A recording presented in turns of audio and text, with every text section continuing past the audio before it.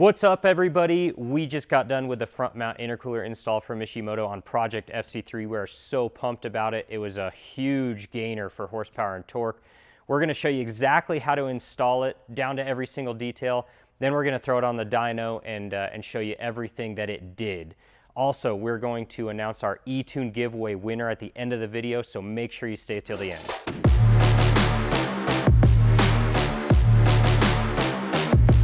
What's going on, everybody? My name is JP. I'm with Edge Autosport.com. Thank you so much for checking out the channel and checking out the video.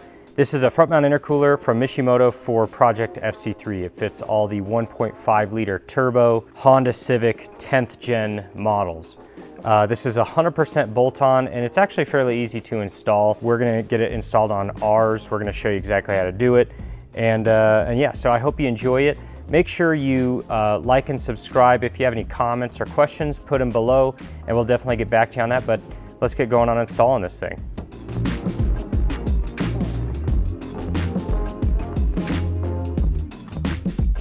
So the first thing you want to do is take off the front bumper. That in and of itself might be the hardest thing that you have to do on the project, but it is the first thing you have to do. So start by taking off the front bumper. When you get underneath the car, you're gonna see that there's this little lip. I think it's probably to just kind of direct some air underneath the car and protect the front bumper from hitting, curbs and stuff like that. But right beneath that is an entire kind of slew of bolts and little plastic clips. What you're gonna do is you're going to take all of the clips off along the inside of this thing, and we're gonna show you that up close here. But you're just gonna take all of these bolts off. So these bolts on the very, very end right here, and then you're basically gonna wanna follow the inside line right here where it meets all this under tray stuff. You're gonna follow this inside line and only take off the bolts and clips that are on this inside line. You do not have to take off these front ones right beneath this little flap right here. You can see these three have been taken out on ours already. Those were very, very brittle the first time we ever took off the front bumper, and those broke on us, so we haven't replaced those.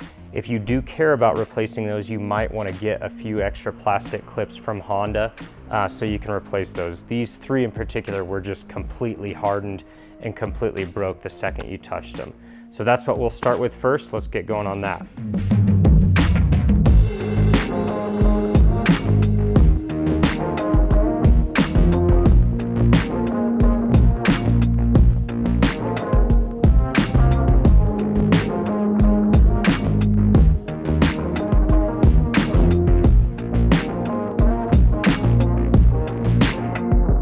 Okay, so as you can see, we removed all those clips and bolts that I was talking about right here, and the front bumper is pretty loose on the bottom.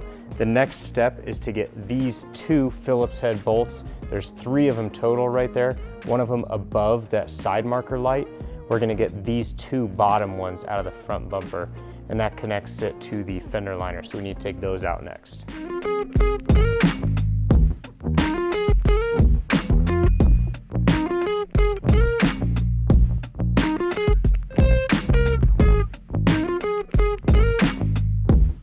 Okay, the next step is to lower the car or get to a position where you can reach the top of the engine bay or the top of the bumper.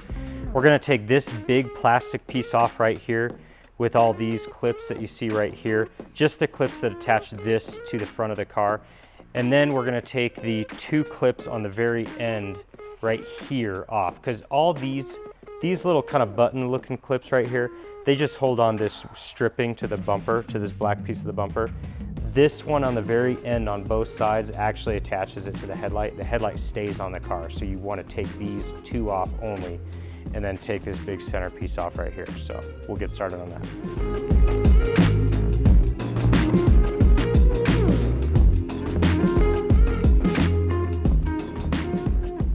So a little trick on getting these up, obviously you can see that you can fit the flat head right in this little slot right here on the lower side of the clip. If you just reach it in there to the point where it's hitting the center, if you just rotate the screw, it just pops right out. Don't try to pry it, really just rotate it up. That's the best way to get these clips off. Make sure to get these two clips on the front bumper up here off as well. These are not holding that big plastic piece that I was talking about earlier, but they are holding the bumper to kind of the upper support area of like this radiator support and crash beam area. So you want to get these two out as well. Okay, so the next step is a little bit tricky. I know it might be a tiny bit different on the on like a hatchback or a 2-door or a 4-door, depending what model you're working with.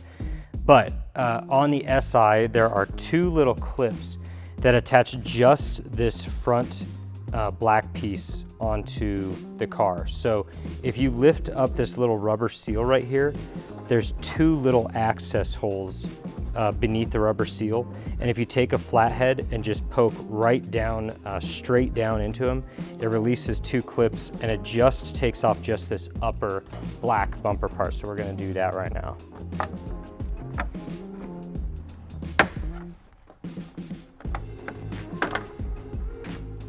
So just leave this loose right here and go do the other side. Just like that. So now you can see the front bumper is pretty loose just on the top section right here. Next up, we're gonna take the front bumper off of where it meets the fender. This is really, really awkward, and it's held on by, I wanna say 3 clips along this side, but you literally just pull it off. They're kind of just fastened, they're not fastened on there, they're just kind of tightly secured in there in some clips, but the clips don't need to be kind of unhinged or bent back to take them off. So it's really awkward, but I promise you, just kind of work it off there, massage it off there, and all 3 of these clips and this entire bumper will pop off of the fender.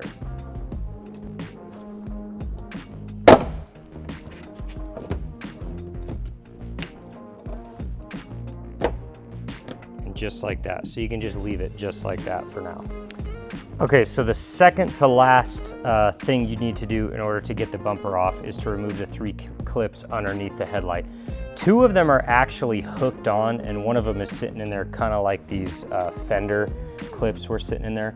So this should be removed enough from the headlight area where you can actually see down in there what I'm talking about. You can see the clips down in there on the white section right here, on the colored section, where it connects to the bottom area of the headlight. I would use something dull. I'm gonna use a screwdriver with just like a cloth end here so that I don't scratch the paint. And you just wanna fit it right underneath there, pop the little clips off, and then it should just free itself pretty easy. And then we can back the bumper off. The last step is gonna be to unplug the fog lights. So once you get the bumper loose, don't just yank it off. If you have fog lights in there, which if you have an SI or most of these cars do, make sure that you just back it off a few inches, reach down in there and unplug this fog light. The harness connector is just right behind the fog light.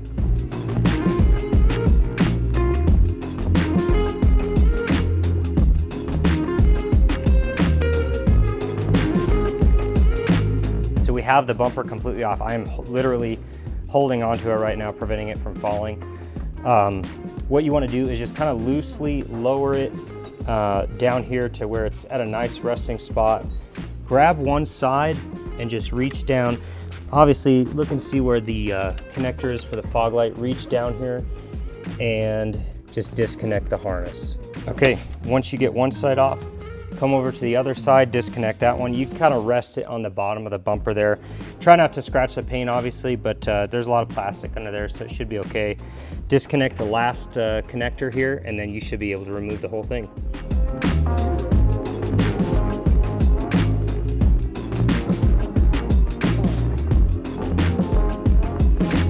Next up, now that we have the bumper off, is we're gonna get it in the air and just look straight at the intercooler. Obviously, if you're on the ground, you can just get on the ground, look straight at the intercooler, and we're gonna start unbolting that from the car. Should be super easy. What we're gonna do is we're gonna take off this bottom ducting only and this top section right here. All it is a few pop clips. 1, 2, 3 for us on this one, for the bottom section. And then, and actually there is a couple little pieces that we'll probably have to pop off above on this top side here. So actually that's 5. And then these 2 on the ends here to take off this upper section. So we're just taking off these 2 pieces right here, not this side ducting. We're not doing anything with that quite yet.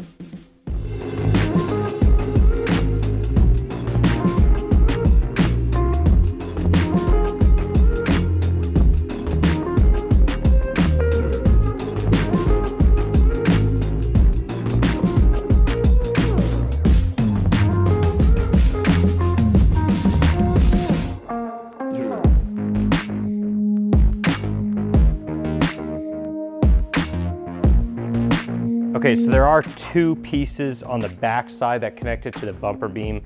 I did not realize those were in there, so there'll be 4 total pieces for this top ducting.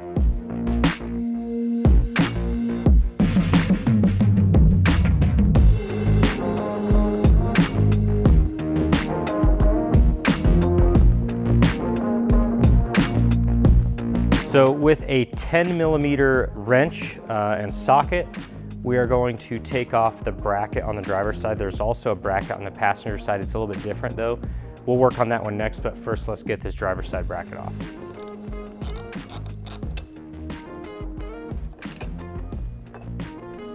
After you take the bracket off, go ahead and take off the 2 10mm bolts holding the intercooler to the piping. Make sure you're 6 feet tall so that you can see everything. So on the passenger side, we're gonna take off these 2 10mm bolts that hold on the piping to the intercooler, and then we're gonna take off these 10mm nuts so that we can take off this section of piping so we can get to this bracket back here and remove this mounting bracket.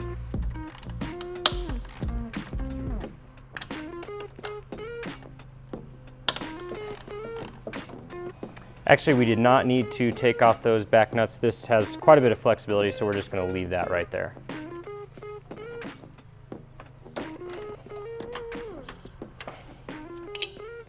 All right, after that, you just lift Molly right on up out of there.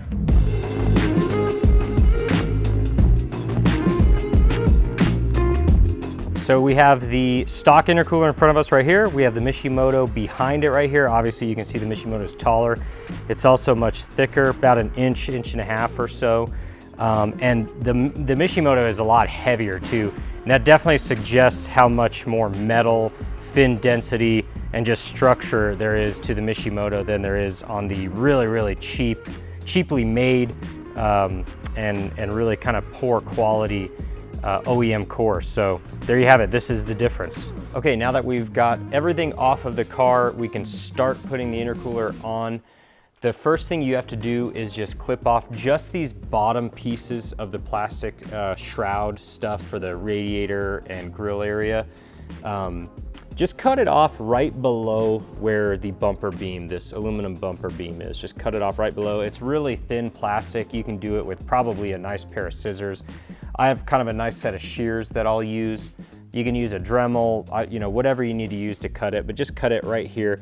You're gonna wanna leave this ducting, which is what the top piece is of this entire unit. Leave this ducting up here for the radiator and the AC unit.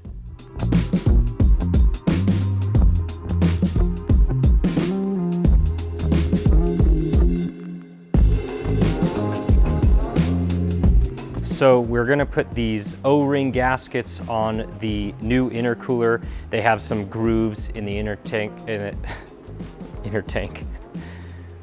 All right, we're gonna put these O-ring gaskets on the new intercooler. There's some grooves in the fittings on the intercooler for them to go into.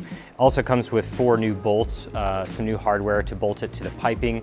And one thing I found that I did not look at until at this point in time is this nice plastic kind of just little tool here that Mishimoto includes in the kit. This is absolutely perfect to use to get the front bumper off. It will not scratch your paint, much easier to use. So definitely use this when you're getting the bumper off.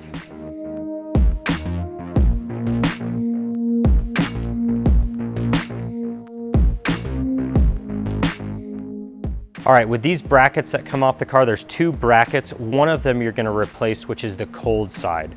The hot side is a little bit tougher to get on with the piping attached to the intercooler, so we're actually gonna put the hot side bracket on first with the installation of the intercooler, and then just secure it down and leave it there, and then we'll go over to the cold side and install the new bracket. The new bracket, you need to make sure it gets the same rubber grommet. Just pop that out of the old bracket, put it in the new one, and it's good to go.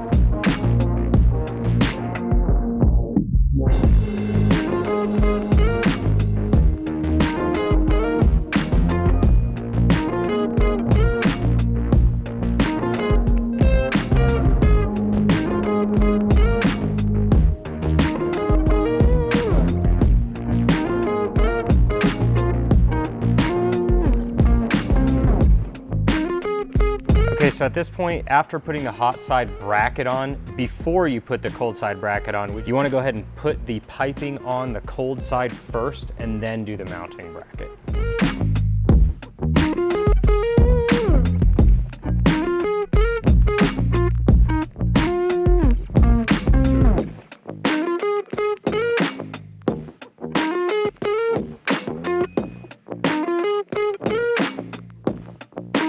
Okay, now it's time to put on these little plastic, looks like some ducting that Mishimoto has provided us with.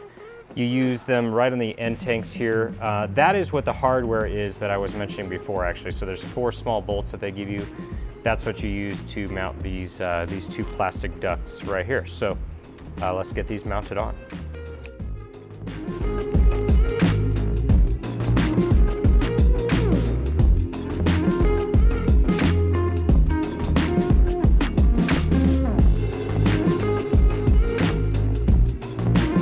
All right, so there you go. We're done getting the intercooler on the vehicle. All the piping is lined up and bolted up.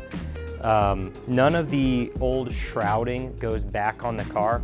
You basically, at this point, just need to put the front bumper on the car, and then underneath, putting on the underneath splash shields or under tray, whatever you want to call it.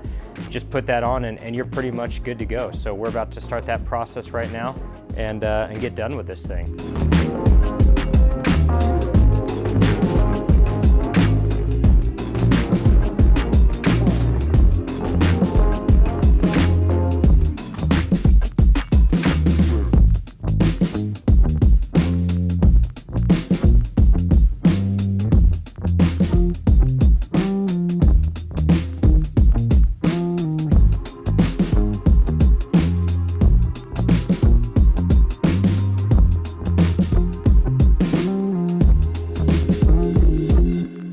Okay, we have the intercooler installed as of yesterday. Today we have the car on the dyno. I've got Alan in the car behind me. Car is all strapped down, ready to go. I'm about to turn the fans on. We're gonna see how much power this new intercooler makes.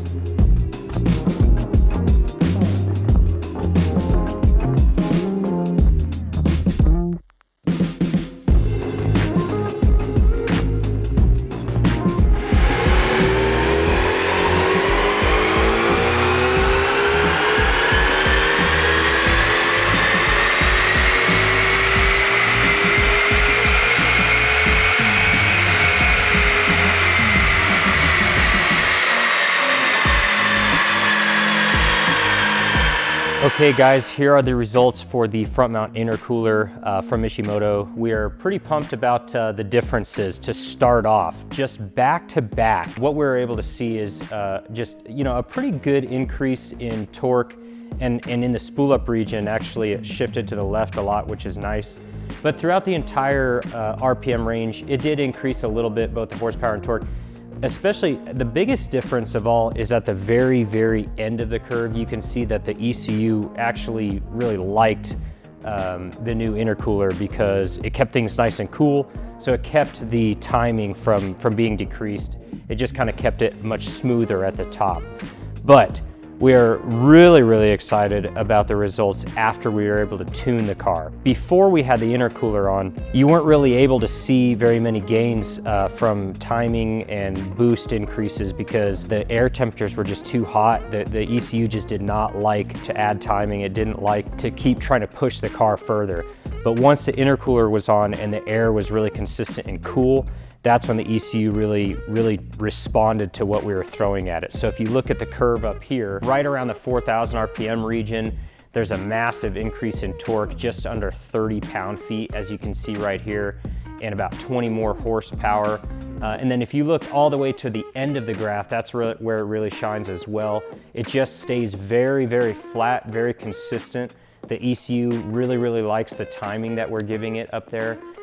Overall, what we were able to do with the intercooler with the custom tuning is increase the boost, increase the ignition advance, and really get a lot out of the car, you know, because that cooler air, because that nice cool air coming into the motor. Just a lot safer and more reliable. Obviously allows us to make more power and torque too. So we're so excited about that. I hope you guys enjoyed this. We really enjoyed this intercooler stuff. This is kind of what we've been waiting for. So if you have any questions, make sure you post them below. We'd be happy to answer any questions or comments that you have, and we'll keep going on this thing, keep having fun. We'll see you next time.